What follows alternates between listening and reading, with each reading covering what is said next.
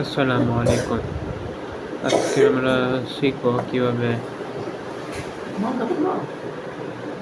এই উৎপাদকের বিশ্লেষণ অঙ্কগুলো কিভাবে ক্যালকুলেটরের মাধ্যমে করা হয়। যে উৎপাদকের বিশ্লেষণ করা হয়, উৎপাদকের বিশ্লেষণের অঙ্কগুলো ক্যালকুলেটরে করার জন্য প্রথমে ক্যালকুলেটরটা অন করতে হবে।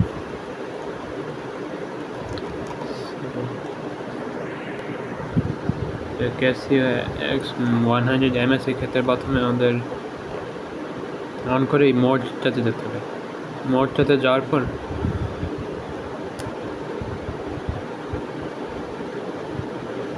এই কয়েকবার চাপার পর এই ইকুয়েশনটা দিয়ে করতে হবে, 3বার চাপার পর ইকুয়েশনটা করে তারপর 1-এ চাপ দিতে হবে।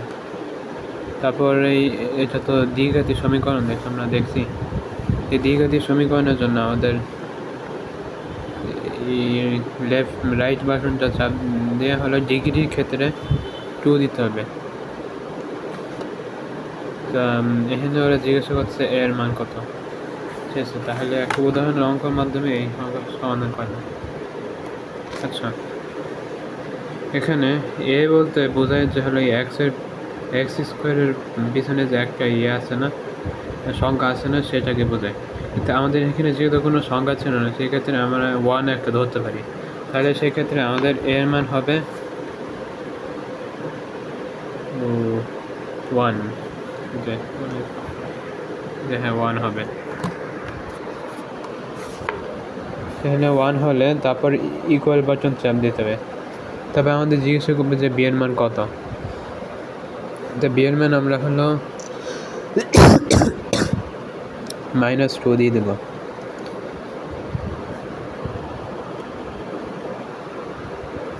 কারণ এই যে এখানে দ্বিতীয় পদের হলো এই যে -2 আছে এক্সের পিছনে। তারপর এটা হলো কনস্ট্যান্ট বা ধ্রুব পদটা। ধ্রুব পদটা হলো এখানে আছে -24, তার মানে এখানে -24 দিয়ে দিব। তো এখানে আমাদের এসে পাচ্ছে যে x1 = 6, তো এটা আমরা লিখে নিব।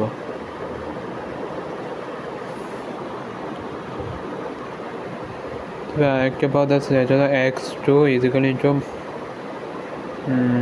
-4, তো এখানে আমরা এটা আমরা লিখে নিব।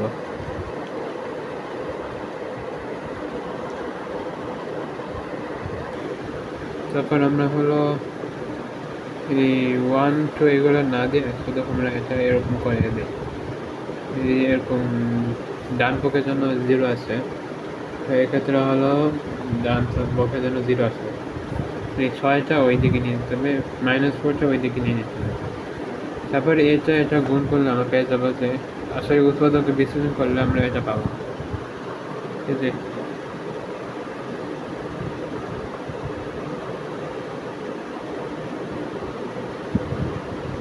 হ্যাঁ, এটাই উৎপাদকের বিশ্লেষণ হয়েছে এই ক্ষেত্রে। তবে দ্বিতীয় ক্ষেত্রে সিমিলারলি এরকম করে নিতে হবে।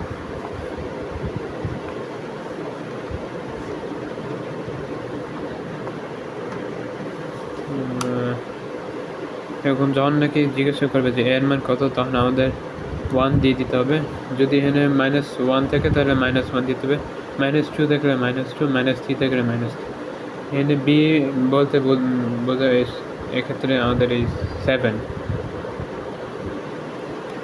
তারপরে -98 হচ্ছে এক্ষেত্রে দিতে দেবে সি এর জায়গায়।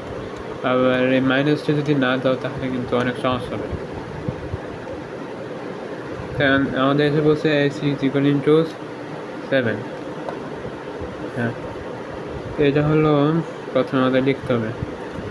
তারপর আরেকবার ইকুয়াল বাটন চাপ দেওয়ার পর আমরা পেয়ে যাব x = -14।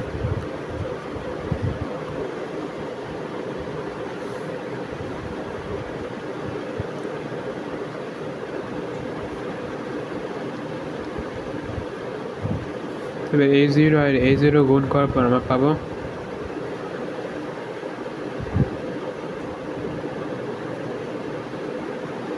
মূলত এটাই উৎপাদকের বিশ্লেষণ হয়ে গেছে।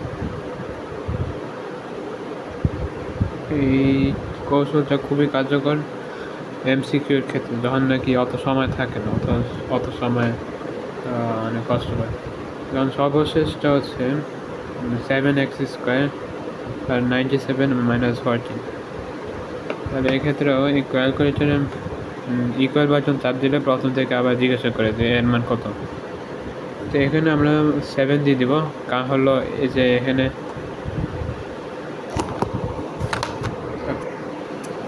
যে 7 আছে, এই 7টা আমরা এখানে বসাই দিব। তারপর বিএন মান চাইছে, তো এখানে যেমন 97 আছে, এখানে আমরা 97 বসে দিব, তাকে প্লাস, তো এই জন্য প্লাসটা বসে দিব। তারপরে এখানে -14 আছে, -14টা আমরা বসে দেব।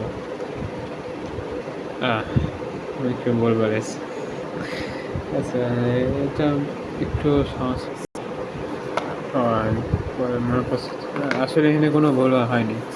এখানে এরকম বড় একটা সংখ্যা দেখাচ্ছে না, এই সংখ্যার ক্ষেত্রে প্রথম সংখ্যার সাথে ডিল করার জন্য আমাদের শিফট দিয়ে এই আইকনটা চাপ দিতে হবে, মানে এখানে শিফট, এটা আমাদের দেখা যাচ্ছে x = 1/7।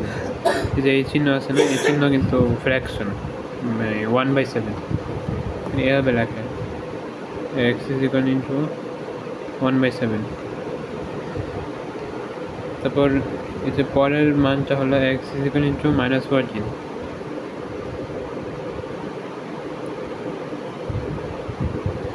পরে অনুরূপভাবে আমরা পেয়ে যাবো যে হলো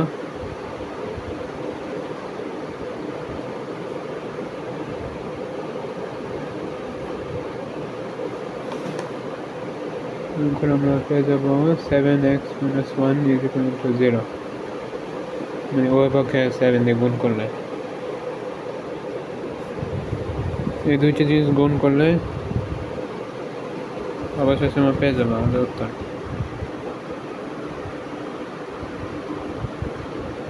(7x - 1) x + 14 = 7x² + 97 x - 14।